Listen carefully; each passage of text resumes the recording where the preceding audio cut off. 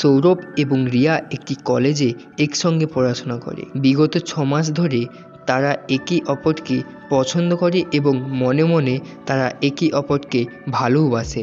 কিন্তু এই ভালোবাসার কথা মুখে আর বলা হয়ে ওঠে না। দুজনেই ভ্যালেন্টাইন ডের জন্য অপেক্ষা করে। তারা দুজনেই দুজনের জন্য গিফট কেনে এই দিনটিতে একে অপরকে দেওয়ার জন্য, অথচ এই ব্যাপারটি তারা নিজেরা জানতো না। অবশেষে 14ই ফেব্রুয়ারি কলেজে এসে দুজন দুজনকে ভালোবাসার কথা বলল। এটা তো গেল সৌরভ রিয়ার ভালোবাসার গল্প। ভ্যালেন্টাইন ডেতে এরকম অনেক ভালোবাসা পূর্ণ পায়। তুমিও কি এই দিনটিতে তোমার মনের মানুষের সাথে বিশেষ সময় কাটাও? যদি তোমার ভালোবাসার মানুষ থেকে থাকে তবে তোমার ভালোবাসা অমর হোক। তুমি যে এই সুন্দর দিনটি উপভোগ করছো তার পেছনেও যে একটা ইতিহাস আছে, সেটা কি তুমি জানো?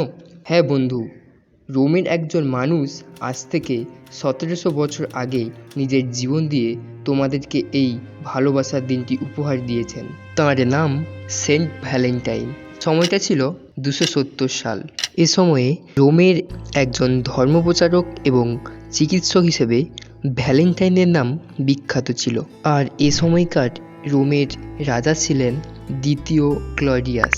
আপনি কি জানেন ইনিই ভ্যালেন্টাইনের মৃত্যুর জন্য দায়ী? আসলে রাজা দ্বিতীয় ক্লডিয়াস মনে করতেন তার সৈন্যরা যদি অব্যাহত থাকে তবে যুদ্ধে তারা বিশেষ পারদর্শিতা দেখাবে। তাই তিনি একটি আইন তৈরি করে সৈন্যদের বিবাহ নিষিদ্ধ করে দেন।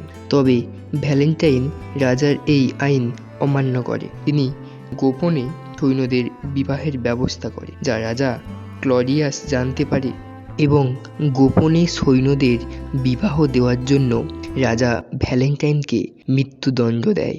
এরপর 14ই ফেব্রুয়ারি রোমের প্রকিদেস গির্জার পার্শ্ববর্তী স্থলে ভ্যালেন্টাইনকে সমাহিত করা হয়। তবে এই ঘটনা ঘটে যাওয়ার পরের বছর থেকেই যে ভ্যালেন্টাইন ডে পালন হচ্ছে তা কিন্তু নয়। প্রায় 200 বছর পর 496 সালে পোপ জিলাসিউস 14ই ফেব্রুয়ারিকে ভ্যালেন্টাইন ডে হিসেবে ঘোষণা করে। এরপর থেকেই বিশ্বের প্রায় সব দেশ 14ই ফেব্রুয়ারি দিনটিকে ভ্যালেন্টাইন ডে হিসেবে পালন করে। আর তুমিও যদি এই দিনটি পালন করে থাকো তবে অবশ্যই কমেন্টে জানিও। ওয়েট, এখানেই শেষ নয়। অনেকের মতে সেন্ট ভ্যালেন্টাইনও প্রেমে পড়েছিলেন। হ্যাঁ সত্যি, ভ্যালেন্টাইন কিভাবে প্রেমে পড়েছিল সেই গল্পটা এবার তুমি শোনো। ভ্যালেন্টাইন খ্রিস্ট ধর্ম গ্রহণ করেছিল। প্রাচীন রোমে খ্রিস্ট ধর্ম মোটেই জনপ্রিয় ছিল না। এই ধর্মে বিশ্বাসীদের রাজা শাস্তি দিতেন। তাই এই সময়কার রাজা দ্বিতীয় ক্লডিয়াস খ্রিস্ট ধর্মে বিশ্বাসী ভ্যালেন্টাইনকে বন্দী করেন। এরপর সেখানকার যিনি কারারক্ষী ছিলেন তিনি তার অন্ধ মেয়ে জুলিয়ার দেখাশোনার জন্য ভ্যালেন্টাইনকে দায়িত্ব দেন। ভ্যালেন্টাইন জুলিয়াকে রোমের ইতিহাস পড়াতেন আর ঈশ্বর সম্পর্কে বিস্তারিতভাবে বোঝাতেন। আর এভাবেই জুলিয়া ভ্যালেন্টাইনের চোখে দেখতেন অদেখা পৃথিবী। একদিন জুলিয়া ভ্যালেন্টাইনকে জিজ্ঞাসা করলেন, ভ্যালেন্টাইন, সত্যিই কি ঈশ্বর আমাদের প্রার্থনা শোনেন? তখন ভ্যালেন্টাইন বললেন, হ্যাঁ, তিনি সবই শোনেন।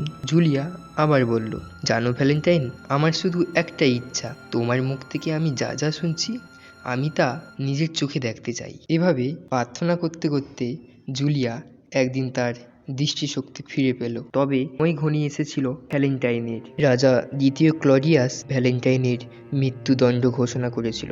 মৃত্যুর আগের দিন ভ্যালেন্টাইন জুলিয়ার উদ্দেশ্যে এক চিঠিতে লিখেছিল, লাভ ফ্রম ইউর ভ্যালেন্টাইন।